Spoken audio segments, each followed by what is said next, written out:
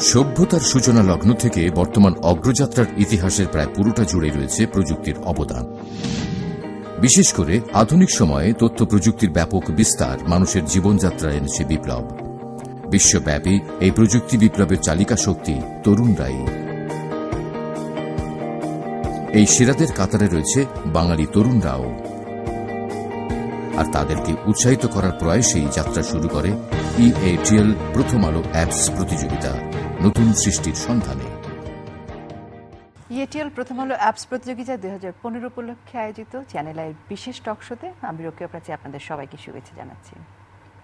নতুন সৃষ্টির উল্লাসে আমাদের ইয়াং জেনারেশন ভবিষ্যতের জন্য সকল কিছু নিয়ে জনগণের জন্য, দেশের জন্য, উন্নয়নের জন্য স্বপ্ন দেখছে।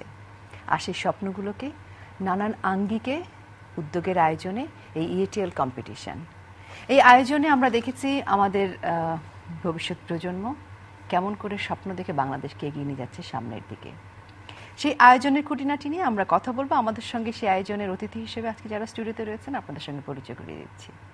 আমার বায়ে রয়েছেন ডক্টর রাজেশ পালিত, সহকারী অধ্যাপক, electrical and computer engineering department, North South University. স্বাগত আপনাকে। আমার ডান দিকে রয়েছেন আরও চারজন অতিথি। মোহাম্মদ মফিজুল ইসলাম আকাশ, CSE ডিপার্টমেন্ট, ঢাকা বিশ্ববিদ্যালয়, 2014 চ্যাম্পিয়ন, সিক্রেট ট্রেজার। তার পাশে রয়েছেন Tohidul Islam, CSE department, Northern University, 2014 champion, secret treasure. তার পাশে রয়েছেন Anik Islam Avik, department of software engineer, American International University of Bangladesh, তিনিও 2014 চ্যাম্পিয়ন, সিক্রেট ট্রেজার। একদম সবার শেষে রয়েছেন আশিস কুমার চন্দ, CSE ডিপার্টমেন্ট, ঢাকা বিশ্ববিদ্যালয়, তিনিও 2014 চ্যাম্পিয়ন, সিক্রেট ট্রেজার। আপনাদের স্বাগত জানাই। নতুন সৃষ্টির সন্ধানে EATL অ্যাপস কম্পিটিশন, এর মধ্যে দিয়ে আমরা দেখেছি যে আমাদের তরুণরা তাদের সকল আইডিয়াকে শেয়ার করছেন এবং এগিয়ে নিয়ে যাচ্ছেন, এগিয়ে নিয়ে যাবেন আমাদেরকে। এই প্রতিযোগিতাকে আপনি কিভাবে দেখছেন ডক্টর রাজেশ পালিত? এই প্রতিযোগিতা হচ্ছে যে আমাদের দেশে যে মোবাইল টেকনোলজি অথবা মোবাইল অ্যাপ্লিকেশন, এটা তো একটা নতুন একটা টেকনোলজি। তো এটাতে আমরা যদি যুব সমাজকে যদি ইনভলভ করতে পারি তাহলে একদিকে হচ্ছে একটা অ্যাওয়ারনেস ক্রিয়েট হবে, আর একটা হচ্ছে ওদের দক্ষতাটা বৃদ্ধি পাবে। আর আমাদের দেশে যেটা হয় যে ধরেন অধিকাংশ মানুষই তো মানে মধ্যবিত্ত পর্যায়ে, তো এখানে আমরা কম্পিউটার টেকনোলজি যে পিসি অথবা ডেস্কটপ বেস যে টেকনোলজি, সেটা থেকে যদি আমরা যদি যে মোবাইল বেস যদি দিতে পারি, যে মানুষকে যদি ইনফরমেশন দিতে পারি, সার্ভিসেসগুলো যদি দিতে পারি, তাহলে আমরা অনেক বেশি মানুষের কাছে রিচ করতে পারবো। মফিজুল ইসলাম, আপনাদের অ্যাপসটা কি ছিল? সিক্রেট ট্রেজার অ্যাপসের নাম। এবং এই অ্যাপসটি মেনলি হলো এডুকেশনাল একটা গেম ছিল। আসলে এই অ্যাপটার মাধ্যমে আমরা হলো একটা নতুন ধরনের একটা ইন্টারেস্টিং ওয়েতে কীভাবে বাচ্চাদেরকে শেখানো যায় সেটা আমরা একটা গেম বানিয়েছিলাম এর জন্য। এবং সিক্রেট ট্রেজার এবং এটার মধ্যে আসলে একটা মজার কাহিনী আছে। আমরা যখন আসলে ব্রেইন স্টর্মিং করতাম যে আইডিয়াটা ডেভেলপ করার জন্য, তখন আসলে আমরা চিন্তা করলাম যে আসলে মানুষের মানে আসলে সিক্রেট ট্রেজারটা কি, মানে আমরা যখন পড়ালেখা করি এর মধ্যে আসলে সিক্রেট ট্রেজারটা কি, সেই সিক্রেট ট্রেজারটা কিন্তু আসলে নলেজ। এটাই আসলে আমরা এই গেমটার মাধ্যমে উপস্থাপন করতে চাইছি। ফর এক্সাম্পল, আপনি যদি একটা বাচ্চাকে বলেন যে তুমি একটা পড়ো যে আসলে বাংলাদেশের জাতীয় পাখি কোনটি, সে আসলে মুখস্থ করার চেষ্টা করবে। কিন্তু আপনি যদি তাকে বলেন যে না তুমি একটা গেম খেলো, আমি তোমাকে বলে দিলাম, একটা এনভায়রনমেন্ট দিয়ে দিলাম, এখন তুমি এনিমিদের বিট করে অবস্টেকেল পার হয়ে তারপর তুমি একটা চুজ করো যে বাংলাদেশের জাতীয় পাখি কোনটি, আমি তোমার বিভিন্ন ধরনের ক্লু দিয়ে দেবো, যে বিভিন্ন ধরনের মনে করেন পাখি দেওয়া আছে, বিভিন্ন অবস্টেকেল দেওয়া আছে, এবং সেগুলি সে বিট করে সে দোয়েল পাখিটি চুজ করলো। তাহলে সেটা কিন্তু তার একটা মাইন্ডে থাকবে। বাচ্চারা কিন্তু এনিমেটেড জিনিস পছন্দ করে। ফর এক্সাম্পল ডোরেমন কিন্তু পছন্দ করে, সেগুলো কিন্তু এনিমেটেড জিনিস। আমরা যদি তাকে এভাবে উপস্থাপন করতে পারি তাহলে সেটা কিন্তু সবচেয়ে বেশি মনেও রাখবে এবং তার পড়াটা হয়ে যাবে এবং তার গেমও খেলা হয়ে গেল। তহিদুল ইসলাম, তরুণ হয়ে তরুণদের নেতৃত্ব দিচ্ছেন, সেটা আপনাকে কিভাবে আলোকিত করছে? স্টুডেন্ট হিসেবে আমি আসলে চেষ্টা করতাম যে বিভিন্ন ধরনের ইন্টারেস্টিং যে টপিকগুলো আছে, যেহেতু সিএসসি স্টুডেন্ট সেহেতু সবসময় চেষ্টা থাকতো যে সিএসসি বই খাতায় যেই টপিকগুলো পড়ানো হয় সেগুলোর পাশাপাশি বাইরের জিনিসগুলো সম্পর্কে ধারণা রাখা। তো এইগুলো অ্যাকচুয়ালি মানে কীভাবে কাজে লাগানো যায় সেই জিনিসটা আমি প্রপারলি শিখতে পারছি এই কন্টেস্টের মাধ্যমে। এখানে আসার পর আমি আসলে টোটাল একটা এনভায়রনমেন্ট পাইছি যেখানে একটা আইডিয়া ডেভেলপ করা থেকে শুরু করে একদম ফাইনাল অ্যাপ তৈরি করা পর্যন্ত প্রত্যেকটা জিনিস স্টেপ বাই স্টেপ কমপ্লিট করতে হয়েছিল, যেগুলো মানে আমাকে খুবই মানে বিভিন্ন লেভেলের বিভিন্ন ধরনের এক্সপিরিয়েন্স দিচ্ছে। তো এই জিনিসগুলো আমার কাছে খুবই মানে আনন্দদায়ক ছিল, প্লাস ব্যাপারটা খুবই মানে ইন্টারেস্টিং। তার মানে আপনার এই প্রতিযোগিতাটা যে জার্নিতে আপনি ছিলেন, সেই জার্নিটা আপনাকে একটা আপনার যে ভেতরের যে আইডিয়াগুলো সেই জায়গাটায় পৌঁছে দিয়েছে। প্রিয় দর্শক, আমরা ইএটিএল প্রথম আলো অ্যাপস প্রতিযোগিতা 2015-তে স্টুডেন্টদের কাছে যে এই প্রতিযোগিতাটা কিভাবে পৌঁছে গেল দেখে আসি, তারপর আমরা আলোচনায় ফিরে আসবো।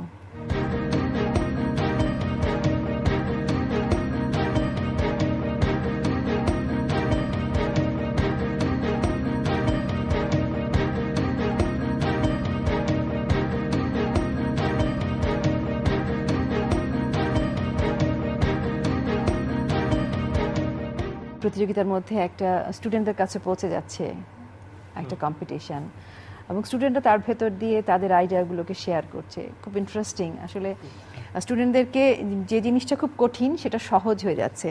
আমরা কথা বলবো অনিকের সাথে।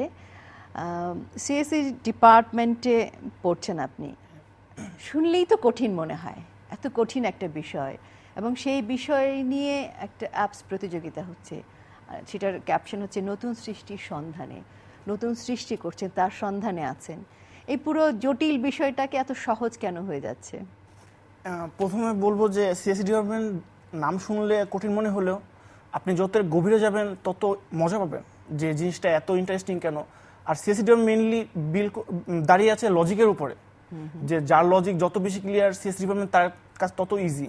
সবারই কিছু স্বপ্ন থাকে এবং স্বপ্ন পূরণ করার পিছনে কিছু প্যাশন থাকে। তো এই প্যাশনটাই আমাদের এই কঠিনগুলোকে আমাদের কাছে ইজি মনে হয়েছে।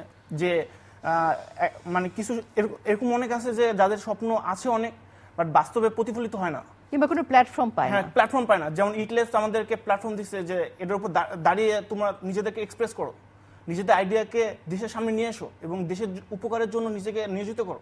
তার মানে ইএটিএল এই এমন একটা প্ল্যাটফর্ম যেখানে আপনি আপনার ভেতরের আটকে থাকা আইডিয়াগুলোকে সামনে আনতে পারছেন। হ্যাঁ, অবশ্যই। শুধুমাত্র মোবাইলে গল্প করে সময় কাটাচ্ছেন না তরুণরা ভাবছে দেশের কথা। আমরা সেরকমই শুনলাম। এবং এত প্রতিযোগী যখন এই প্রতিযোগিতার মধ্যে দিয়ে নিজের আইডিয়া শেয়ার করছে, আপনি একজন বিশ্ববিদ্যালয়ের শিক্ষক, তরুণদের সাথে আপনার কাজ করতে হয়, তো সেই অভিজ্ঞতা এবং এই যে অ্যাপস প্রতিযোগিতা। বিশ্ববিদ্যালয়ে তো পড়াই, যে বইয়ের পড়ার হচ্ছে, আমি যেহেতু একটা কোম্পানির সাথে যুক্ত আছি, যে তথ্য প্রযুক্তি কোম্পানি, তো আমি প্র্যাকটিক্যালিও দেখতে পাই যে বাংলাদেশের সফটওয়্যার ইন্ডাস্ট্রিতে কি কাজ হচ্ছে, অথবা যে যেমন কন্টেস্টের সাথে আমি যুক্ত আছি, তো আমি একদম সরাসরি দেখতে পাই আর কি জিনিসগুলা। আর আপনি কিছুক্ষণ আগে যে বলছিলেন যে আমরা ওই কিভাবে যে তরুণদের কাছে যাওয়া, তো আমাদের যে এটিএল যে প্রতিযোগিতা, এটিএল প্রথম আলো অ্যাপস কন্টেস্ট, এটার যে মানে যে একটা ডিফারেন্স অন্যান্য প্রতিযোগিতা থেকে, আমরা কিন্তু যখন অ্যাক্টিভেশন পিরিয়ড চলে, আমরা গত বছর প্রায় 38 ইউনিভার্সিটিতে আমরা গিয়েছি ফিজিক্যালি। ওখানে গিয়ে আমরা সেমিনার করছি, স্টুডেন্টদের কাছে কথা বলছি কিভাবে সাবমিট করতে হবে, কখন ডেডলাইন। এই বছর আমরা প্রায় 50 ইউনিভার্সিটিতে সারা দেশের বিভিন্ন ইউনিভার্সিটিগুলোতে গিয়েছি। এটা শুধু যে আইডিয়া সাবমিট করবে অথবা একটা অ্যাপ্লিকেশন ডেভেলপ করে সাবমিট করবে, আমরা একটা প্রাইজ দেবো, এগুলো দেখে এরকমও না।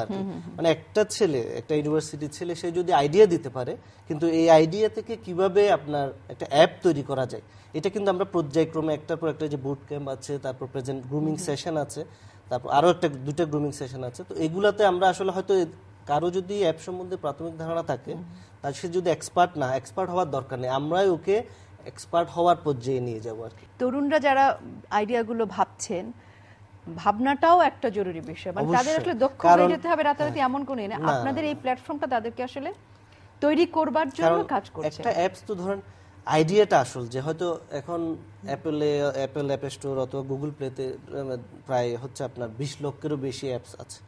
হ্যাঁ, কিন্তু এটা তো আমাদের দেশের হয়তো একটা প্রবলেম সলভ করার জন্য হয়তো এখানে ওই রকম ইয়ে নেই। কিন্তু আমাদের দেশের তরুণদের তাহলে আমরা কি পাবো, যে ওরা যেহেতু আমরা যেহেতু মানে প্রবলেমগুলো ফেস করছি, তো আমাদের মধ্য থেকে কিন্তু আপনার মানে সমাধানটা, সলিউশনটা বের হয়ে আসবে। আশিস কুমার চন্দ, আপনিও সিএসসি ডিপার্টমেন্ট ঢাকা বিশ্ববিদ্যালয়ে আছেন এবং সিক্রেট ট্রেজার 2014 চ্যাম্পিয়ন। এই যে সিক্রেট ট্রেজার, উনি বললেন যে নলেজ, একটা বাচ্চাকে চ্যালেঞ্জটা দিয়ে তারপর তাকে শিখতে দেয়া, মনে রাখতে সুযোগ করে দেয়া, তো এই সিক্রেট ট্রেজার আসলে যদি আমরা বলি বাংলাদেশের সিক্রেট ট্রেজারের দিকে এগিয়ে নিয়ে যেতে পারে, আপনি কি মনে করেন? হ্যাঁ, আমার মনে হয় যে এটা সম্ভব। তার কারণ আমাদের যে সেক্রেটারির অ্যাপটা বানানো হয়েছিল সেখানে কোশ্চেনগুলো বানানো হয়েছিল বাংলাদেশের শিক্ষা বোর্ডের যেই ক্লাস অনুযায়ী আছে সেই ক্লাসের অর্ডারটা মেনটেন করে। ফলে ক্লাস 1, ক্লাস 2 এবার আমরা ক্লাস 5 পর্যন্ত বানিয়েছিলাম। তো সেই অর্ডার অনুযায়ী যেহেতু আছে সেহেতু এটা একটা স্ট্যান্ডার্ড মানও আছে। তাই আমার মনে হয় যে এই অ্যাপটার ফলে আমাদের যেই জাতীয় যে শিক্ষা মানটা আছে সেটারও একটা গুরুত্ব বহন করছে। সেদিক থেকে আমাদের অ্যাপটা মানে জ্ঞানের সাথে একটা সহযোগিতা। আপনারা 4 জনের যে টিম, আপনারা সিক্রেট ট্রেজার চ্যাম্পিয়ন একটা টিম, আপনাদের টিম আজকে এরকম একটা অ্যাপস করেছেন। সো ফিউচার বাংলাদেশ কি এই যে প্রতিযোগিতা আছে এই প্ল্যাটফর্মকে কাজে লাগিয়ে আরো তরুণদের কি করে উদ্বুদ্ধ করা যায় বা আরো কি পরিকল্পনা করা যায়? দেখেন আমাদের টিমেরটা আমরা একটা উদাহরণ দিই, আমরা কিন্তু আসলে ডিফারেন্ট ইউনিভার্সিটি, যেমন আমরা 3টা ইউনিভার্সিটি মিলে একসাথে টিম করছি। এখন দেখেন একটা জিনিস, আমরা 4 জনে মিলে এক জায়গা থেকে আসছি।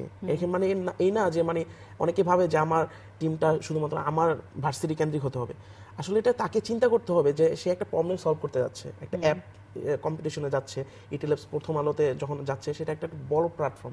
সেখানে সে যদি একা একটা কাজ সলভ করতে যায় তাহলে সেটা আসলে আমার মনে হবে কোয়াইট ইম্পসিবল, ঠিক আছে। কিন্তু সে যদি একটা টিম ওয়াইজ কাজ করে তাহলে আমার মনে হয় যে সে যে কোনো কিছু সলভ করতে পারবে। মানে একটা অ্যাপ আসলে মানুষের একটা প্রবলেম সলভ করা, সে একটা টিম ওয়াইজ কাজ করলে আমার মনে হয় না যে এটা আসলে তার কোনো কিছু বাধা হয়ে দাঁড়াবে। এটা তো থার্ড টাইম, তো আমরা প্রথমবার যখন করি তখন হয়তো 1-2 জন করছে, সবাই সিএসসি হ্যাঁ একটা টিমের মধ্যে।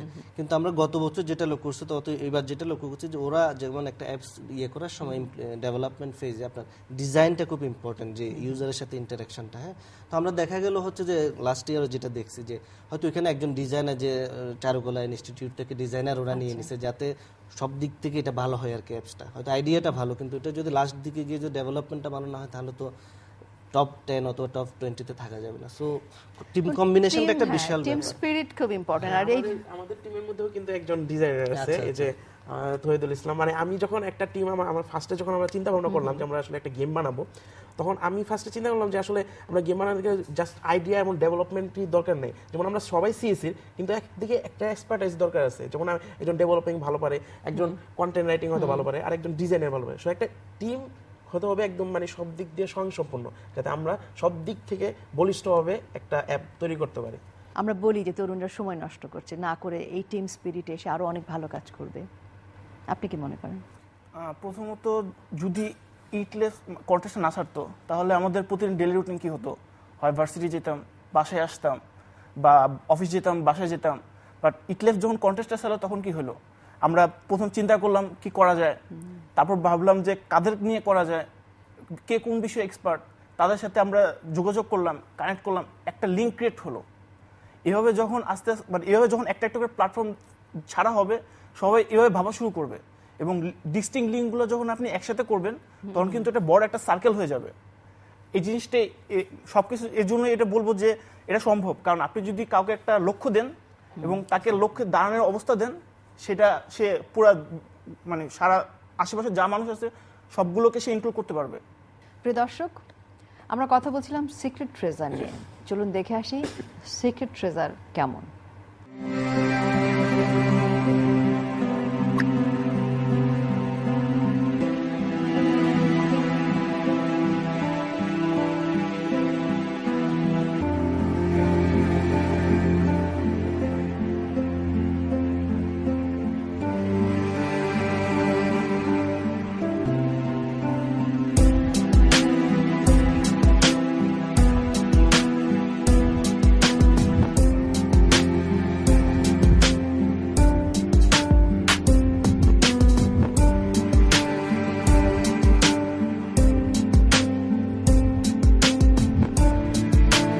এই যে প্ল্যাটফর্ম তৈরি করা, তরুণদের কাজে লাগানো, এবং এটিএল প্রথম আলো অ্যাপস প্রতিযোগিতা, এই প্রতিযোগিতায় কিছু আইডিয়া তো আছে যেগুলো কাজে লাগছে, কিছু আইডিয়া আছে কাজে লাগছে না, কিন্তু আইডিয়া ডেভেলপমেন্টটা তো আসলে সুযোগটা তৈরি হয়ে গেল। এবং বিভিন্ন ইউনিভার্সিটি থেকে আপনার কি মনে হয়েছে যে আমাদের যে শিক্ষা কারিকুলামটা আছে যেটা চলছে, তার পাশাপাশি যে ইএটিএল প্রথম আলো অ্যাপস প্রতিযোগিতা 2015 বা তার আগে আরো দুবার হয়েছে, এই প্রতিযোগিতাগুলোর প্রভাব সেই শিক্ষা ব্যবস্থা কিরকম পড়ছে? মানে আমাদের এই যে আইসিটি মানে ফিল্ড, যেটা যে information and communication technology, specially যে মোবাইল কমিউনিকেশন টেকনোলজি, তো এটা হচ্ছে তো লেটেস্ট, এটা এমনভাবে ইভলভ হচ্ছে এত কুইকলি।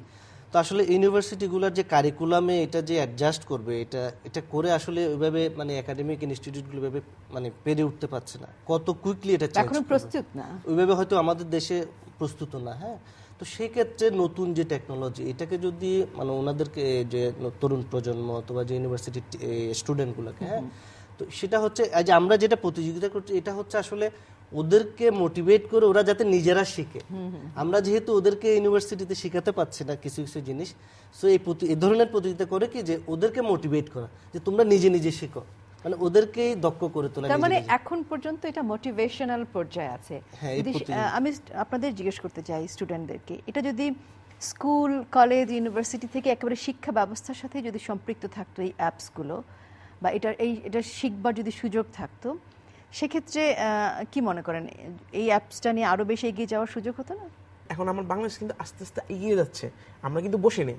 আমরা কিন্তু স্বাধীনতার পর থেকে যে পরিমাণে ডেভেলপ করছি, আমার মনে হয় অন্য দেশ থেকে আমরা আসলে অনেক তাড়াতাড়ি এই জিনিসটা ধরতেছি। ঠিক আছে, যেমন এখন স্কুলের অনেকে সিএসসি ডিপার্টমেন্টে কোড করছে, প্রোগ্রামিংয়ে অ্যাটেন্ড করছে। আমরা যেমন ফর এক্সাম্পল কিছুদিন আগে আমরা একটা কন্টেস্ট অ্যাটেন্ড করছিলাম, সেখানের মধ্যে দেখছি যে এইটা একটি স্টুডেন্ট, সে অ্যাপস ডেভেলপ করতে আসছে। সো আমরা কিন্তু এখন পাচ্ছি, স্কুল লেভেলে যে আসছে না তা না, তারা কিন্তু আসতেছে এবং সুযোগ পেলে আরো আসবে। শিক্ষা কারিকুলাম যদি আমরা সংযুক্ত করতে, তহিদুল ইসলাম, নেক্সট জেনারেশন যারা, তারা অলরেডি অনেক বেশি আপডেটেড, তারা অনেক বেশি অ্যাডভান্সড। দেখা গেছে যে আমার হাতের মোবাইলটা আমার বাবা মারে বুঝাতে কষ্ট হয়ে যেতেছে, কিন্তু তারা খুব ধরার আগেই এটা নিয়ে এক্সপার্ট হয়ে গেছে, গেম বের করে ফেলতেছে, গান শুনতেছে। তো এই ব্যাপারটা এখন যদি শুধুমাত্র ফানের জন্য না রেখে যদি ইনোভেটিভ ওয়েতে তাদেরকে কনভিন্স করা যায়, তাদেরকে যদি উৎসাহ দেওয়া যায়, তাহলে ব্যাপারটা অবশ্যই একটা পজিটিভ দিকে আগাবে, আমি বিশ্বাস করি। অনেক আমরা একেবারে শেষের দিকে খুব সংক্ষেপে যদি বলেন। আমাদের যখন সিএসসিতে যখন ভর্তি হলাম এবং প্রোগ্রামের সাথে যখন আমরা নিজেদেরকে সংযুক্ত করলাম, তখন ভাবলাম যে এটা যদি আমরা স্কুল থেকে শিখতাম, হয়তো বা আমরা এখানে এসে আরো বেশি পারফর্ম করতে পারতাম, বা কলেজ থেকে কেউ যদি এসে বলতো যে এটা শিখো, এটা সামনে গেলে কাজে দিবে। এমন না যে প্রোগ্রামিং নেই, আছে, বাট স্কুলে যদি বলি 9-এ একটা কম্পিউটার সাবজেক্ট আছে, সেখানে আমাদের সময় পড়ানো হতো ভিজুয়াল বেসিক, যেটা কোনো মোটিভেশন ছিল না। মানে আমরা দেখলে ভাবতাম যে এত মোটা কোড কিভাবে, মানে আমরা এড়িয়ে যেতাম সেটা, মানে মোটিভেশন করা কেউ নেই। তার মানে খুব সময়োপযোগী করে যদি সিলেবাসটাকে সাজানো হতো, তাহলে আমাদের স্টুডেন্ট উপকৃত হতো, বিল করতে পারতো সে নিজের ওয়েতে। আশিস কুমার চন্দ, আমাদের সিলেবাসটাকে আজকের প্রেক্ষাপটে, আজকে পৃথিবী যেদিকে দাঁড়িয়ে আছে, যেখান থেকে পৃথিবীর শুরু, আমরা যদি সেখান থেকে আমাদের ছাত্রছাত্রীদের জন্য আমাদের সিলেবাসটাকে সাজাই স্কুল পর্যায় থেকে, তাহলে আমরা আরো অনেক বেশি অ্যাপসের দিকে, আরো বেশি বোধহয় উন্নয়নের দিকে এগিয়ে যেতে পারবো। হ্যাঁ, অবশ্যই যদি আমরা সেটা ওইরকমভাবে মডিফাই করি কিছুটা, তাহলে অবশ্যই এগিয়ে যেতে পারি। আরেকটা বিষয় হচ্ছে যে আমাদের একটা ভ্যাকেশন থাকে, সামার ভ্যাকেশন, উইন্টার ভ্যাকেশন। বাইরের দেশগুলোতে ওই সমস্ত ভ্যাকেশনে বিভিন্ন ফেস্টিভ্যাল হয়, প্রোগ্রামিং ফেস্টিভ্যাল বা ম্যাথ ফেস্টিভ্যাল। তো আমরা ইচ্ছা করলে কিন্তু ওই সময়টা ইউজ করতে পারি, যেহেতু আমাদেরও ভ্যাকেশনটা হয়, কিন্তু ওই ভ্যাকেশনে কোনো ফেস্টিভ্যাল হয় না। যদি স্কুল বা কলেজগুলো ওই সময়টা ইউজ করে, তাহলে আমাদের দেখা যাচ্ছে পড়াশোনার ফাঁকে ফাঁকেই এই প্র্যাকটিসগুলো হচ্ছে। অনেক ভালো প্রস্তাব, যে ভ্যাকেশনে যে সময়টাতে একেবারে অলস সময় কাটে, সেই সময় যদি এই যে চেঞ্জগুলো করা যায়, মেধার চেঞ্জ, ফেস্টিভ্যালগুলো হয়, নিজেরা একটা চ্যালেঞ্জের মধ্যে যেতে পারে, তো সেটা আসলে স্কুল, কলেজ, ইউনিভার্সিটি সব ক্ষেত্রেই আসলে প্রযোজ্য। আমাদের ছাত্রছাত্রীদের এই অ্যাপস প্রতিযোগিতা ছাড়াও আমার যে আরো সবাই বোধহয় এরকম আয়োজন নিয়ে এগিয়ে আসা উচিত। এখন বাংলাদেশে আসলে অনেক মানে বিভিন্ন ধরনের প্রতিযোগিতা কিন্তু শুরু হয়েছে, যেটাতে ধরেন এটা একটা অ্যাপস অথবা অন্যান্য বিষয়ও, যে ম্যাথে বলেন, তারপর যে ফিজিক্স অলিম্পিয়াড, হ্যাঁ, অনেক ধরনের কম্পিটিশন শুরু হয়েছে, যেটা একটা পজিটিভ দিক আর কি। কাজ আমরা করবোই, কিন্তু সাথে সাথে ভ্যাকেশনটারও দরকার আছে আর কি। না, ভ্যাকেশন থাকবে, কিন্তু ভ্যাকেশন পিরিয়ডটাকে খুব মোটিভেশনাল এবং খুব ফেস্টিভ মুডে যদি নিয়ে যাওয়া যায়, সেটা অবশ্যই ভালো। অনেক ধন্যবাদ ডক্টর রাজেশ পালিত, অনেক ধন্যবাদ আপনাদের, আমাদের ভবিষ্যৎ প্রজন্মের নাগরিক। প্রিয় দর্শক, ইএটিএল প্রথম আলো অ্যাপস প্রতিযোগিতা 2015 এই নিয়ে 3বারের মতো এই আয়োজন। আশা করছি আরো ভবিষ্যতে আয়োজন হবে, কিন্তু এই আয়োজনে আমাদের তরুণদেরকে যেরকম স্বপ্ন দেখাচ্ছে, আমাদের দেশের মানুষকে স্বপ্ন দেখাচ্ছে, এবং তাদের ভাবনাগুলো আমাদের দেশের জন্য, আমাদের উন্নয়নের জন্য কাজ করছে। তেমনি আরও যারা আছেন, আরও অনেক প্রতিষ্ঠান আছে বাংলাদেশে, সবাই মিলে যদি EATL অ্যাপস প্রতিযোগিতা 2015 মতো এরকম আরও অনেক আয়োজনের চেষ্টা করেন, অনেক আয়োজন করেন। আমাদের তরুণরা বলছিলেন অনেক বেশি প্ল্যাটফর্ম, অনেক বেশি আয়োজন হলে তরুণরা তাদের ভাবনাগুলোকে সাজাতে পারে, ভাবনাগুলোকে নিয়ে যেতে পারে স্বপ্নের লক্ষ্যে। নিশ্চয়ই হবে আমাদের এই বাংলাদেশ উন্নয়নের দিকে এগিয়ে যাবে। 30 লাখ শহীদের রক্তের বিনিময়ে যে বাংলাদেশ, অবশ্যই সেই বাংলাদেশ স্বপ্নের বাংলাদেশ হবে এই সকল তরুণদের স্বপ্ন নিয়েই। সুন্দর থাকবেন। আগামী পর্ব দেখার আমন্ত্রণ রইল।